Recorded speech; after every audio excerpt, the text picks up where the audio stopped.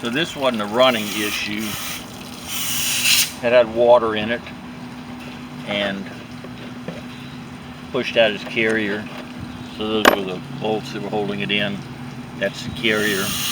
Resealed it and put a new impeller in it. There's his old impeller and put new spark plugs in it.